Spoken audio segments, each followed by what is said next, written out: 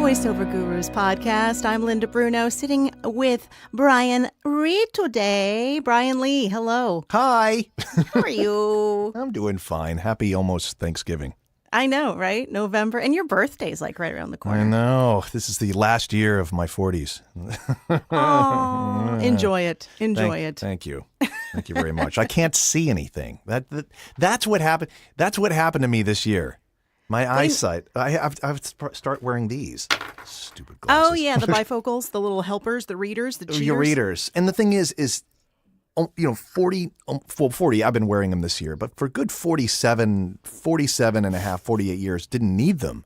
Yeah. And then I started bumping the text size up on my phone. And then I'm just like, I guess I'm lucky I can see distance, right? Because there are people that wake up who can't see anything and they have to find glasses to read a clock or go to the bathroom or walk through At least I don't have to do that. Yeah, no. Well, I've got both because I've been blind since I was like 12.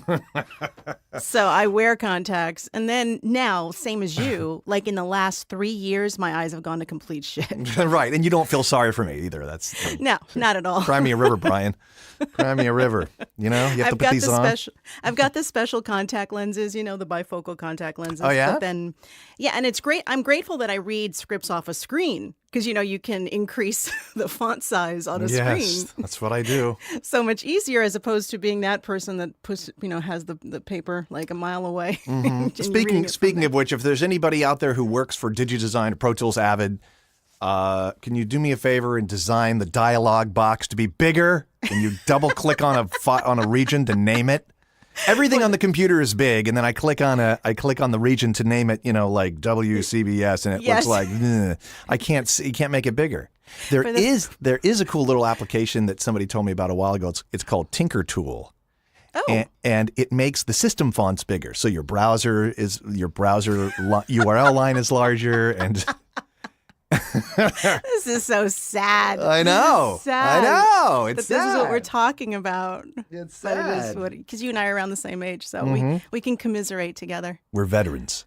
I figured like a good topic to talk about today, because we both have been doing this for so long, would be the concept of motivation and ambition level and what you think it took for you. Like what goes on in your head to keep you going on a day-to-day basis in this business? Well, when you started out, how was it? When I started out, I was much younger, and it was a different time, then. It was it wasn't anybody with a USB mic and a laptop could get into the business. You had to have a studio, or you had to have access to one. And if you had access to one, you would have to have a reason to go into it. That someone would be paying for you to go to a studio to voice something. Back when I had before people embraced the internet, or before the internet, I was living in Fort Myers, Florida. I had to drive to Miami to do voiceover. And that was like, you get a call, somebody heard you on a CD, like Voiceover Miami. And then, and then they were like, hey, can you be here on Tuesday morning at 4? Or no, Tuesday morning, not 4 a.m. Tuesday morning at like 8. I'm like, Sure. In some studio, either down in the Grove, far south Miami. Yeah. And I'm like, yeah, okay. So you just get up at 4 a.m., get in a car, run through McDonald's, grab your coffee, and drive across the Everglades all the way to Miami, and then battle that traffic, go down to the studio, and then it's like, okay, Brian, here's your script. Okay. All right. But what motivated you to do it in the first place? The love of the business. You just fell in love with it. Well, I mean, your dad was in the business, so it's just where I was going with the story was passion. The love and the passion to be able to get up at 4 o'clock in the morning to drive to read one line, like call 1-800-Fort Lauderdale or something like that for $300, to drive 5 hours. I mean, it's just the passion to be able to go and do that and today at this point in my life, anybody that hires me for anything is a gift. I don't care what it is. It could be the biggest network or biggest movie trailer campaign, or it could be like a public service announcement. If someone says, we want you to voice it, it's just, to this day, I'm like, I'm all happy about it. So you're still passionate about it. That's everything. Passion drives everything. Motivation happens from passion. And it's funny you should bring this up, because there have been people in my lifetime who have come to me and said, I want to do what you do. And I'm like, great. And I'm like, why? And they say, well, because I don't want to do this anymore and I want to make money. Mm-hmm. And I was just like, okay, let me know how that works out for you. I'm thinking, because that's just you. I can't say you will never succeed, but the fact of the matter is you do what you love and then the money follows. Will follow. Yeah. Mm-hmm. I'm a big believer in that. Yeah. So that's my answer. What motivates me, what motivated me from the beginning is the same thing that motivates me today. Is the fact that I don't think I ever, I mean, even if I'm having a really tough day, and I know you do, have these kind of days where you're just beaten down or maybe you've been sick, and it's just like, my God. A few weeks ago, it was a Friday, and I was up in North Carolina, and my daughter drove in from Nashville with her boyfriend to visit. We were going to spend the weekend together, and I got there on Wednesday, and I started to get sick. Oh. And Friday was just like, if I could just do anything except not voice something, I would be so happy. And then at 7:00, she's like, let's go to dinner. And I'm like, I'm going to bed. You guys have got to go or whatever. But I think that it doesn't even make any difference other than being sick. Like I said before, it's just, I love what I do so much that somebody's hiring me to do it and that I get to put my spin on it. It's a totally different motivation. If you're doing it for money, I'm sorry, your focus is wrong. I mean, did you ever do it for money, Linda? I mean, ever do voiceover? Just I'm going to do voiceover because I want to make money, or because you wanted to do voiceover? I mean, it's. Yeah, no, for me, it was the same thing, getting behind the microphone that first time when I was like 18 in a voiceover booth itself just lit the fire. And I just said, I don't really know what this is at the time, but I know that I want to do it. Right.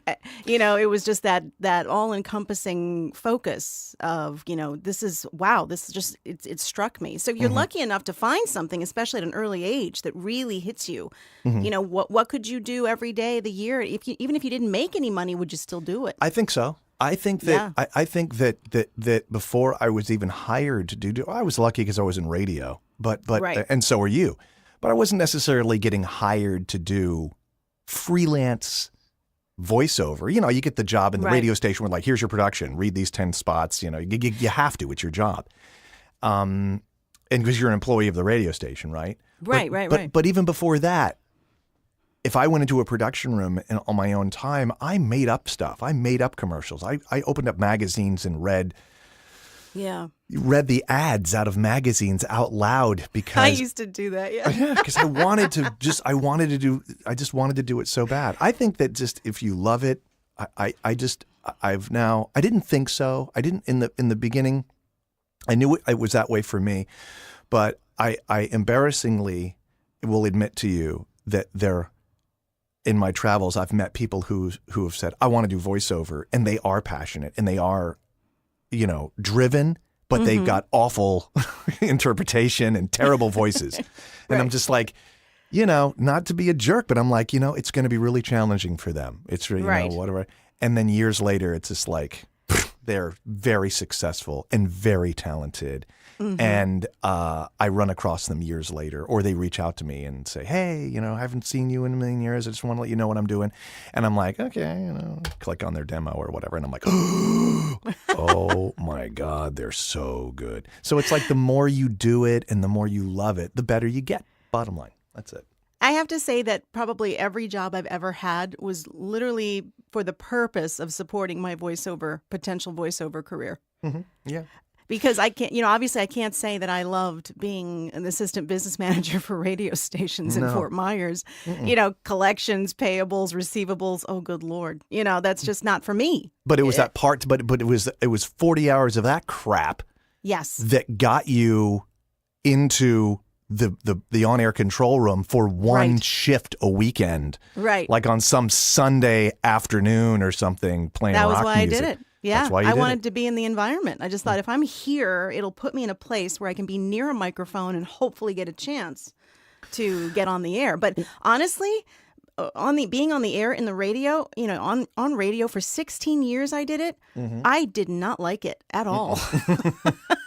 I mean, no offense to the radio industry. I mean, I'm grateful that I did it and I had some incredible experiences, but the actual craft of being a DJ for me did not light any kind of passion at all. All those years that you were working in jazz in New York City.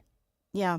And I remember that you would have to get up. It was a Sunday morning, right? It was like I did all sorts of shifts. I mean, I was the main, like a weekend, usually like middays on the weekend. And then I was like the main fill for any of the main people that were out Monday through Friday. I would do middays. I would do afternoon drive. I'd do morning drive sometimes.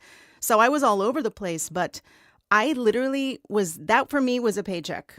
Because it was a union job, I had benefits, it was pension.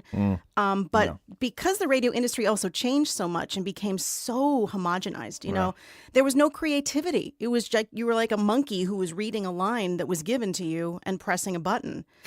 So I think I remember that. Right? CD 101.5. Everything was the exact Was it same. 101.5? 101.9. Crap. Coming up CD next, blah, blah, blah, blah. Coming up next, it's another But for me, I was Brubeck like, hit. no, I have to do voiceovers. So if this is how it's going to, I was doing it on the weekends so I could do my voiceover career Monday through Friday. But yeah, it's like I had zero interest in that. So also for me too, with the voiceover thing, I thought to myself, I mean, because I've gone through some dry periods, our careers have been a little different in that regard. So when I've gone through those dry periods, a couple times I'm like, should I quit? Maybe I'm not good enough for this. I'm not booking jobs. Right. And when's the last time you took on some other job to make money other than voiceover? I know. And I think to myself, but to me, I did not provide for myself a legitimate backup plan because there was no way I was going to go back into radio. No, there's no plan B. I tell my daughter that. And she's like, yeah, I don't have a plan B. She's going to be she's in Nashville. She's going to be a songwriter. She's a songwriter now. Yeah. She's co-writing. She's doing this. She's looking for a pub deal. She's going to do it because I'm not going to. Were you ever like voiceover? No, if I don't do that, I'm going to go work at a pool supply store or something. Yeah, no, I was like, no, I can't. I just, this fire has been lit, so I'm going to have to struggle and I'm going to have to eke it out, because I don't know what else I'm going to do. And truly to this day, I don't know what else I would do. I have no clue. Probably right? sales. I think maybe sales of some kind. Really? God, I think because what's that? What did you say? Well, we were talking about this the other day because the big Powerball, $1 billion, whatever. Right. You always have those conversations of what would I do if I won the money? And you build calculate a chocolate house. You calculate after taxes and isn't that what everybody does? Isn't that somebody said that's what everybody out there does? Everybody who has a job and is living their life out there, a 9-to-5 job or whatever, is making plans for what they're going to do when they win lotto or when they're rich. Right. And, me included. So we were sitting there talking about it. And I said, you know what? I actually wouldn't change my life. I would still do voiceovers. And Sandy was like, really? Just the ones that I want to do. And I'm like, no, I truly would. I would miss, the passion that I get from getting behind the microphone. And like you said, being picked, being chosen for a job. Okay, so you win $100 million. Linda, here's your latest narration on glass windshield repair. That's 100 pages and do 4 versions. Would you do it? I would. Oh! But I would say, can I just have an extra day or two? Okay, so when I hit the golf course or go do something else. I don't know. So much more respect than I have. Yeah. It's just, I wanted to talk about it just because, we've been at it so long and, you really do need something. Just with any career, let's be honest, that you want to do, what keeps you going? Do you have it, like for me, I know I have like little tricks. If I start to go through a down period, I have like motivational books I'll listen to. Sometimes I'll start my day with certain music to get me going, because you never know. You might get up and be like, oh God, I don't feel like going today. I don't feel like auditioning it's again. a little bit different. There's a lot of people out there that start voiceover people that start at zero. Every single month. Yes. Yeah. Mm-hmm. And I don't know if you're on if you've got retainer fees or regular business that you're going to make X a month on, yes. Or you actually are one of these voiceover talent that start at zero. And unfortunately, I've never really done that. Right. Everything I've always done has been many, many contracts and retainer fees, or the voice of some show that needs constant promo, for a Right. year at a time or 2 years at a time, or some network that But signs now, a 2 or 3 how year do you contract. handle though? Because there are times when you get dropped from a network or something. How do you handle that mentally? Because when you get dropped, a lot of times you're like losing six figures. Right, I know. It's usually I have to go. Well, first of all, what I've learned as I've gotten older is that by the time you get dropped from something, it used to be like, call the agent or call the client, or do something and go, well, what can I do to make you change your mind? Or no. But by the time you get dropped, it's something that has been discussed for weeks or months before you're the last person to know. Right. They've already got you replaced by the time you know. But I think that I've been dropped. I've also made some dumb decisions too. Yeah. I remember when I was voicing CNN under a contract, a nice hefty contract, and I was also voicing Ellen DeGeneres. Mm-hmm. And I got tired of working at like midnight or 2 a.m. for Ellen. It's because it was all done in Los Angeles. They shot her show at 4:30 in the afternoon Pacific time, and then they went into the production process and didn't have approval until, from an EP and people until probably like 9 at night in Wow. Pacific, which is midnight Eastern. Wow. And it was just like, in the beginning, it was like, yay! I would put my phone by the bed and it would ring at like 2 a.m. And I would get up and run upstairs and turn the equipment on, or I would leave it on because I knew I needed to do something. And they would dial into the ISD and I would be like, next, Ellen, welcome in. It was like I was awake the whole, now, no way. I was at my house in North Carolina and I was not feeling well, obviously. And I was in bed and my manager called me or texted me. It was, like, da-da-dink. I'm like, uh-oh. And I look at it and it was like, hey, need you now. And I'm just like, okay. And it's cold in the house and I got to get up and I got to go downstairs and turn on that gear and do stuff. It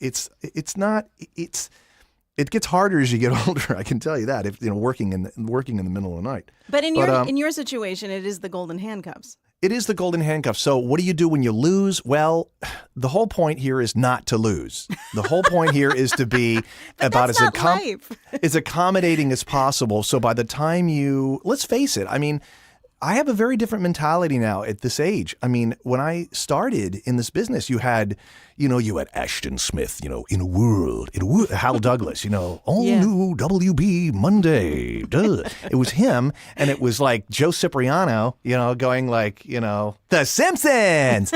and then you had like George DeLoyo, like this spring, this guy, and there was nobody kind of doing this normal thing in the middle going like next on A&E, next on Sci-Fi. And I was just like, so everything that I auditioned for, I got. It was just like, this was an amazing industry. It was like, like when you look at like Meghan Markle and you go, oh, yeah, what a life. Servants, money, fame. It's a fairy tale. Well, it's not. Well, no, I mean, for her it is. But what I'm saying is, life. well, I'd like to think it is. Some people dream about it, but I don't know the Fine, reality. turn it is down, much Linda. different. Yeah. Princess Bruno. But for me, it was a fairy tale. It was an absolute fairy tale for me. Yeah. Just to just have the opportunities with an agency that had just started and there was like 10 people in it or something like that, and it was just like, it was wonderful. So, but like I said before, as I've gotten older, to keep in this business, passion is everything. That's what drives me. And the other thing is too, you have to be everything to everybody. You just can't have an attitude. And it's just like, I'm sorry, but I'll say this to all the millennials out there who are probably going to hate me for saying this. But I was reading an article. It was written by, and there's wonderful things about the millennial generation. I mean, absolutely amazing things that I freaking love. And we can go into that later. But there is a work mentality where millennials take care of themselves. They're like, look, at 6 o'clock, I'm going home. Right. And I've heard it. It's just like, someone will say, hey, emergency. I needed to fax this thing. It's 6 o'clock. They're on the way out. And they'll say, it's 6 o'clock. I am paid until 6 o'clock. So I was reading this article the other day. Different priorities. And I was reading an article, and the article was written by a millennial worker, employee who said it's illegal to work after. I mean, it's illegal for an employer to ask you to do things after closing time. It's illegal to do work from home. It's illegal to come in early. It's illegal. Why should I do this? I'm not paid to do this or whatever. Right. Okay, well, here's reality. Yeah, go ahead and keep that attitude because in this business that you and I are in, immediacy wins. Mm-hmm. Everything is an instant turnaround. Clients want pickups, rereads, or you to read the very first thing the second they text you. Where are you? Need you now? Whatever, because that's the world we live in. Right. Everything's immediate. Immediate text, immediate movie, immediate music. That's it. Instant gratification. Instant gratification. So take that, the fact that you can pick up your phone and you can order Uber Eats and have it delivered to you or whatever, that same mentality goes from the buyer, from every buyer out there, from every creative house out there, from every recording studio, from every ad agency. Bottom line is this, you are Uber Eats. They're going to pick up their phone and they're going to text you and they're going to go, I want this now. And they're going to pay you for it. And Uber Eats just doesn't go, no. Right. No, I my whole mentality is, you know what, if I'm not going to do it, someone else is. So well, that's right. But so it's too competitive. So all I was going to do is just round this whole thing out by saying passion, but you got to be available. Mm-hmm. There is no like, oh, I'm not going to do that, or oh, it's after 6 o'clock, or oh. Right. I'm sure. I'm sure. Maybe as you, if you want to work during the day and work within your time slot, fine. But as long as you're in this business, you have to be available. I mean, for the 16 years that I basically worked 7 days a week, I had that mentality because I was willing to do whatever it took to build my career and to get my client base going. So it has to be done. Right. After I reached that point, though, I decided that I wanted some quality time. Mm-hmm. So I kind of negotiate, but again, I'm always on my phone. Right. My phone is nearby. If anyone emails me and needs something, I either set up the time to do it or I do it if they need it immediately. Right. But otherwise, I do try to keep myself on a set so that way I can go home at night and I can rest and all that because that's good. But if a network is paying you yes. $300,000 a year, well, I don't have that. So right, that's but why, I said if it yes. changes the way that you look at things. But I mean, like the only reason why I am able to do this though is because at this point I've built up the client base and I do have the retainer clients. So as long as I take care of them every day, I feel like okay, now I've got some wiggle room to go, run an errand or go to dinner or whatever. Right. But because I know my monthlies, they come first, so anything they send me, whatever time of day it is, I have to do it. And I don't have a problem with that, But like I did a documentary last week for Discovery Channel Asia. And, on Sunday they emailed me and were like, we forgot some lines. Would you mind doing a pickup? Of course not. No problem. Go to the studio because I don't work out of my house. Go to the studio, do the lines. No problem. You will have them for your mixing for Monday morning, because that's what you do. Yes, you're being paid to do it. Yeah. It's just that's it. So there you go. Passion and being available. And the first thing, what you don't understand is that the minute you put someone, I mean, yes, it's not your fault that somebody screwed up a line. I get it all the time, especially now in the world of immediacy. It's just it all the time. It's just, oh, screwed up a line. Well, these days it's more like, Brian, you screwed up a line. Can you read it again? Can't see. Yeah, it's just like, sorry, screwed up a line. And this is like a 6 o'clock news open or something in LA or Boston or something. And it's me going, blah, blah, blah. Tonight we look at whatever. And they realize that they screwed up on a script or whatever. If I say no, it's just like now they got to go get an anchor to do it or something. It's just like I will create such a problem for them, even though it's their fault. I'll create, and it's just like when people say they're sorry, sorry, and my answer is like, look, we're all on the same team. Right. It's like this. It's like, I know that the last thing you want to do is go back into the edit booth and rework this thing. You're not, you don't want to do that. So we're all kind of on the same team. Right.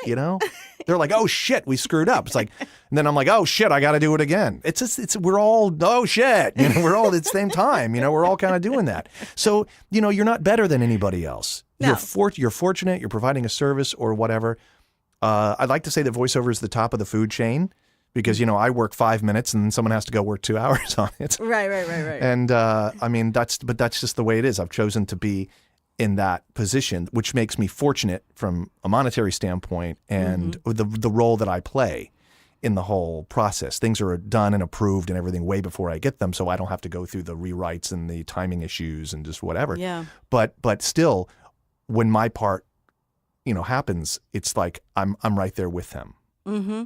So it's just attitude. I don't know about you, but I just hear more and more and more and more that it's harder, and I think for people to, get things done, because of particular attitudes or whatever. I'm not going to do the self-righteous attitude or holier than thou attitude or whatever. And I really honestly think I'm a good talent, but at the same time, I'm a problem solver. Right. And it goes and I'm also, beyond the talent. Definitely. It goes way beyond, beyond. So you have your own passion to continue to drive you because of the love of what you do in your craft. Mm-hmm. You have to be humble, and you have to understand that you're part of a process and a team of the people that you're working with. Walking and being like the talent. Having an attitude, is never going to get you far. No, it won't get you far. But I've walked into lots of networks and a lot of operations where they're like, "Oh my God, this is Brian Lee. He's our voice guy," and people are like, "Wow, it's really nice to meet you." And the adulation is outstanding. However, it really drives a wedge between me and the people I work with, right. As far as perception. You don't want that. I don't. You want to be on the team. You're on the team. Yes, I want that, and I'm just like, so I work hard to do that. The availability thing, though, that you were talking about, and being easy to work with as well, being so important. It came up the other day. I had an agent who was searching desperately to try and find another talent to replace an existing female that apparently she could never find her. The girl would just disappear. Right. So there you have an agent now saying, "I'm done. I need to find somebody I can rely on." So, it isn't based on the talent in that situation. Oh, yeah. There's other talents out there, same thing. I voice television stations with other voiceover people. Mm-hmm. And sometimes they just don't, it's a daily topical. Like tonight at 7, blah, blah, blah, blah, blah, whatever. Mm-hmm. And then we sent them the copy, but he didn't reply. Our other talent is MIA. Here, can you do it? I'm like, sure. And I solved their problem. Yeah. But for me, the thought of just somebody sending first of all, I don't want to get fired. That's a huge thing. It's like, you know what? You totally threw us under the bus, you asshole. And so now your contract's up for renewal. And you know what? You've put us in a bad position so many times. Now we're going to look around for other talent. Right. Or whatever. You don't want to give anybody a reason to look for someone else. Well, you don't want to give anybody a reason to look for someone else, but you don't want to do that to anybody. Right. I mean, the thought about, I get it's not really professional. busy. No, but people are sitting in editing bays waiting for my voice to come through on stuff. And I could be in the middle of some narration for something, and somebody can go, "Oh my God, we're crashing on this project." I'm getting texts. I give everyone my cell phone number. My clients can text me. Yeah. There's no barrier between me and my client. They're paying me. You can have access to me. Yes. Does it put handcuffs on me? Absolutely. Does it tie me close to the studio? Absolutely. Does it create a little bit more comfort where in some ways sometimes you want the respect of a producer who won't just text you going, "Hey, I need this now." But if I push back and go, "I can't do it now, but I can do it," and right. I can do it very soon, I get, "Okay, thank you." But that's one thing I just don't. I want to be part of that whole situation, be part of the team, be part of their problems or my problems. And based on how many clients I got a lot of problems. I have everybody's problem out there. And it's amazing how I keep all the plates in the air. That's the thing. You got to balance it. But I do it. So what we've touched on here is you have to have a passion for this. You have to really want to be a part of a team. It's not you and everybody else. You're a team with the people that hire you. You're a team player. You have to be a team player. Bottom line, there are people out there. Everybody's different, and out of the hundreds of people that I work with, I like to think that I know pretty much every one of those people's attitude, their personality, what trips them off, what gets them angry. Somebody could be having they could have a shitty life, at home or whatever. That can kind of roll into, Brian or this or whatever. I know who in my industry are the complainers. I know who will, if I don't turn something around quick enough or if I whatever, I know who will run to a supervisor and go, and whatever. And so then I may have to deal with that. Sometimes the agency will get a call and say, yeah, we just got a call from blah and they're looking for their stuff. And I'm thinking to myself, when did I do this? Like they emailed me 5 minutes ago. I mean, I try to be as responsive as possible, even if the first thing I do when I get up in the morning is I check all my emails. And if somebody has something for me to do and I already know what my schedule is for the morning, I say to them, I have this session. Are you cool with me getting this back to you at 11, 11:30, just to get a confirmation? Because if they're not, then I switch things around. But I'm immediate. The moment somebody emails me, I respond. Right. And as you do get more successful in this business, if you have something, you've got some clients and you're making some money, and let's say you have another job and then now you're making enough money doing voiceover, that's not, there's a little, I always think that there's a critical stage in success. And for everybody listening who is interested in doing voiceover, I hope you are successful. I hope you live out your dreams. I hope you do everything that you want to do. You and I have a very, very common attitude about paying it forward, sharing, and just there's enough work to go around. Hence the purpose of this podcast. Right, absolutely. Mm-hmm. You cannot just try to it's not good to it's not good to discourage others because you think that you can have more of the pie. No, doesn't exist. That's not a good attitude. It doesn't work like that anyway. I don't believe that. No, it doesn't. So yeah, I think that so you be passionate about it. Be a team player, appreciate your work, solve people's problems, and when you do become successful, which I hope you do in this business, that you have a healthy ego, but you are humble. I wind up with, a lot of the students that come through the studio here that I help. I find that I have to kind of reiterate to them that the most important aspect actually when they're first starting out is to have that passion and to truly feel that wonderful feeling of performance. Because if they don't, the rest of the business is going to beat them to shit. Right. And you have to struggle in your own way too. I mean, let's face it. Yeah. How long have you had that studio in Long Island that you're in now? 2005. So okay. 13 years. So 13 years, you've been coming into that studio, standing in that room every day for hours on end for over 13 years. Right. Staring at a screen, reading out loud. Herniated discs as a result. Herniated discs, back pain, foot pain, hip pain, throat pain, eye pain, whatever. But something? It's just, I wouldn't have it any other way. Right. But I cherish every moment. But another aspect of it, too. There's a grind to it. The other aspect of it, too, is that I may go through, like I mentioned, a spell where I'm not booking a job. Like I go for a week where I don't hear from a client or whatever. The fact is, I still get out of bed every morning with the deep knowing that I can do this.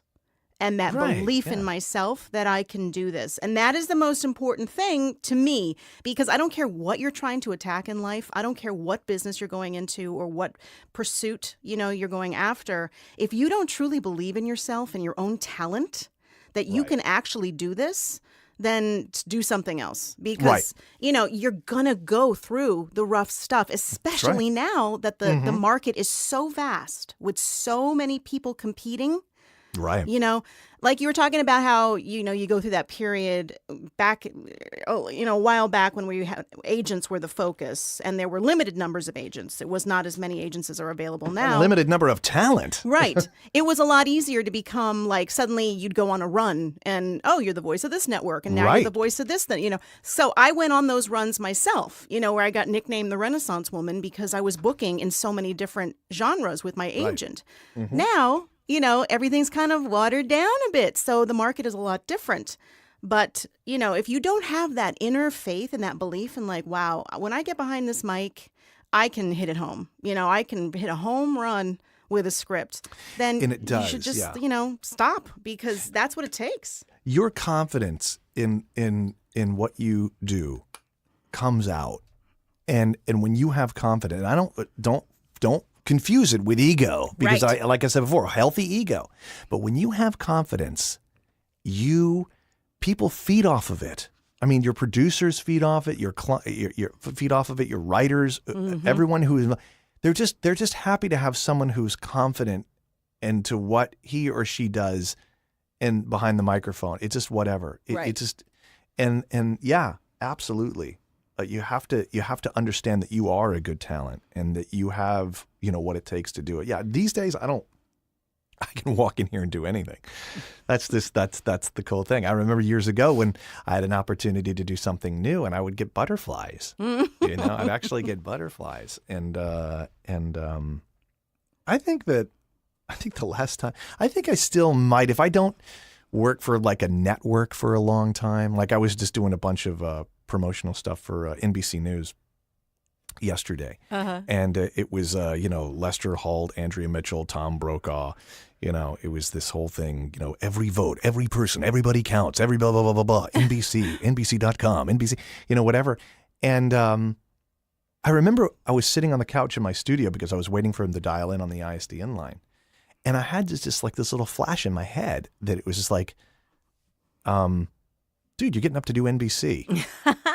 30 Rock. That's it's just awesome. like, Yeah. yes, I have clients all over the world. It's like, it shouldn't even just go, it shouldn't even faze me. Yeah. But for that one little second, I was just like, dude, NBC News is dialing you up to do something. Yeah. And it's just like, how many times have I worked for them? 1 million. Right. Whatever. Same situation. I haven't worked for NBC Universal in probably 2 years. Mm-hmm. And they booked me last week on a job, and I did the job with them, and I was like, ooh, I was all excited. I know. It's just like, wow. It's like of all the people, that's just it, of all the people, and this is all in different, I guess you can put a level of importance on it, but it just, yeah, it doesn't make any difference whenever you get a booking. And if it's some big, huge thing, which is giant, Yeah. Because, by the way, the producers at these networks and these, they don't care. It's like your producer, who is a producer at, say, a major network, they have to go to the supermarket and pick up some chicken on the way home. It's not, Right. they don't, I they're used- like, I they're used just to get coming in to nervous. get a, what's that? I used to get nervous. Like I would book a job and then I would go to the session. I'd be nervous before the session until somebody reminded me and said, "You already booked the job. Don't Right, worry exactly. about They it." already know who you are. What are you going to flush it? What? I know. I would have They're some going to find out I'm a crazy, fraud. I know. I would have some crazy fear that somehow they were going to change their mind. Right. No. Now the deal is this, that in some sense it's, nobody wants to take that chance. People are becoming more and more under the microscope. So when there's someone who picks a voiceover person in this business, it's usually wonderful if you can get hired by committee.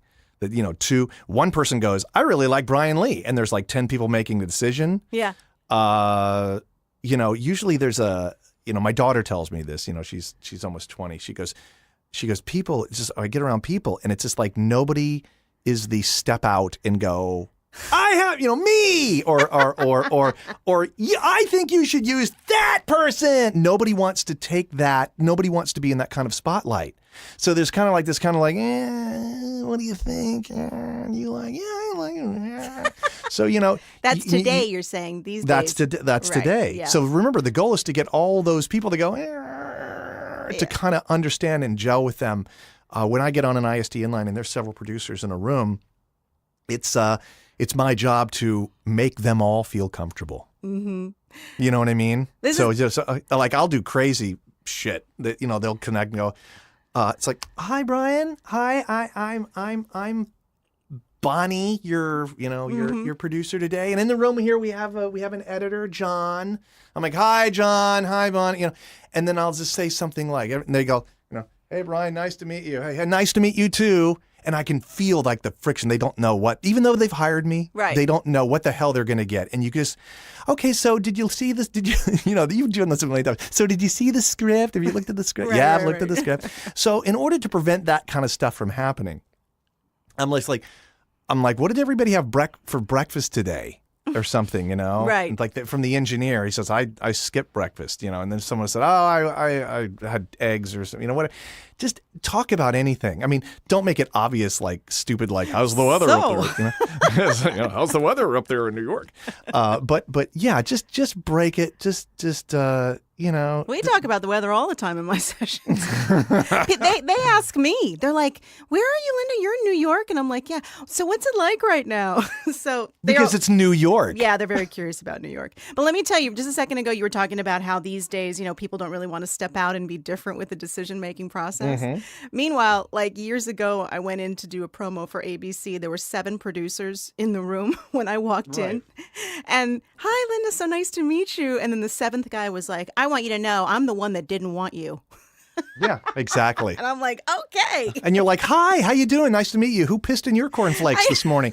Yeah, okay. I said, "Well, thank God you got overruled." Thank God no one listens to you. You know what? Meanwhile, that person works them up to be head of the creative department. Yeah. And then they oversee everybody and then never use you again. Right. So, yeah. So, remember, whatever you say will be used against you. Loose lips sink ships. Yes. I do a lot. don't. I do a lot of laughing. Yeah. Yes, so funny. Condescending laughing. Well, these are good tips. This is good advice. I was figuring that it would be a good thing to talk about because the motivation thing is a huge aspect. Right. I tend to ramble on about this thing, but I am getting emails from people that listen to your podcast that are enjoying it, and that's great. Good. I'm like, what can I offer? I think if it were just advice, this podcast would be 90 seconds long. Do this, don't do this, and good luck. But I'm glad you're getting some feedback. Oh yeah, people love it. I It's get just, I get they feedback really enjoy from it. people in person telling me they listen to it and that they like Well, it. that's good. That's good. Well, I'm in a padded room here, so people don't go, "Hey, just wanted to say, heard you on Linda Bruno's podcast. Really I like good. your podcast. Really, really good." Well, if it helps So, anybody, gives advice, it's informative. That's the whole point. Yeah, That's what we absolutely. want. I think maybe I'm a little bit, critical about having the right attitude, but I think that if you are in this business or you want to be in this business and you love reading, you love voice acting, Yes. that I think that as you progress and as you move forward and as you learn, you do learn to love it. Just like any artist, just anybody out there who loves to paint The best, or sculpt. but the or perfect create. combination is someone who has the passion for the craft and also is good in business. Yeah, you have to be a business person too, and you have to understand people. But I think that if you're not good in business, it's just going to make your life. You're gonna fret and stress over things that you're probably already fretting and stressing over. If you're not good in business before you get into voiceover, you're not going to be good at it when you get into voiceover. Right. But you It's need just- to it's understand the basic concepts, customer service with, billing, invoicing, all that stuff that, has to be done because it is a business. Right. And you have to take care of yourself. You have to take Yes. care of, yourself. And then, yes, but the business the aspect of it, you have to understand your accounting and your taxes and understand what you can write off and what you can't and whatever. That's a whole different conversation. But sure, I mean, yes, being a freelance voiceover person and not doing anything other than that, that is your business. I mean, it's like owning a company. You're just the only employee, Right. with very limited overhead, Well, which they is say wonderful. chief cook and bottle washer. Right, that's right. That's what you're everything. Of course, now for me, I know what my weaknesses are, and of course, I have people that do that for me. So I don't, you don't want me. You trying don't do to your taxes. Yes, I have a CPA that does my taxes. I have an assistant that handles all the ins and outs. Yeah. Whatever. I've designed an online system that. It took me 17 years to figure out how inefficient everything was in my career, in my life. I worked with a guy and took a year to create a portal which people have to log into and the agency has to log into and everything in order to submit work to me. Oh, that's it has cool. all the, yes, it has all the information and everything that I could possibly need. And if they don't submit the information in any one of those fields, it won't let you submit. It's like, you didn't put in the code. Wow, yeah, because your stuff's pretty detail-oriented. It's very detail-oriented, and, I need to know. There's so much stuff coming in that I don't know who the producer is. I don't know anything. I don't have phone numbers or contacts or anything. Everybody just wants to say, here's a script, someone's going to call you. Right. And it just got impossible. But the system tracks everything and whatever. So understand that you need those resources. You have to create your own system, that works for you. I've tried to streamline things as much as I can here. I mean, obviously, I don't do my own taxes. I have a CPA. And my mom... But you also have an assistant, too. Yeah, my mom also, thankfully, is a bookkeeper, so she kind of keeps track of everything, too. But, yeah, having Sandy, she actually took a couple weeks ago, and I had to do editing because she edits, all my, on hold clients. She edits all, the basic stuff that goes out. I spent an hour editing a job. And the whole time I'm like, this is why I need Sandy. Where's Sandy right now? Because it was so time consuming to sit there and go through and clean it up.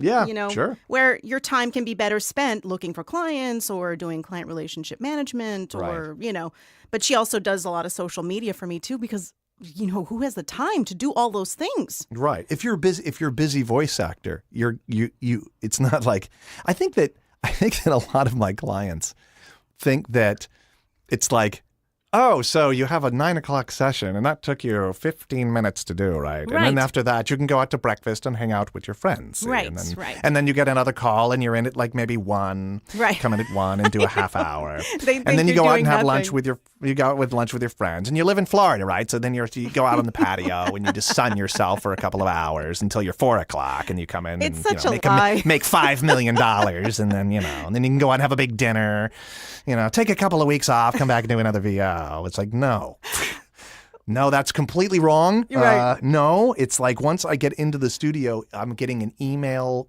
I probably get, I wouldn't be surprised if I average an email a minute. Wow, that's busy. That's busy. Well, it's something we can all strive for, people. I don't get an email a minute, but... Yeah, an email a minute, which is usually, but the difference is for me, these emails are either 30-second, 20-second television promos, and I just need them back. That's a different world. Right. Yeah, than the other. It's a different world. So there you go. Hopefully everyone can achieve it. It's a wonderful career, and I think we touched on everything. But I honestly, Linda, I do believe that if there's someone out there who has the same kind of passion that you have and that I have, and it's a growing passion, that it's going to happen that way. Yeah, it'll happen for you. Right. The industry kind of pushes you and shapes you into, what you need to do and what you need to be. Because we're all sitting on microphones reading copy. I mean, that's basically it. In the nutshell, you read into a microphone and you send it. Right.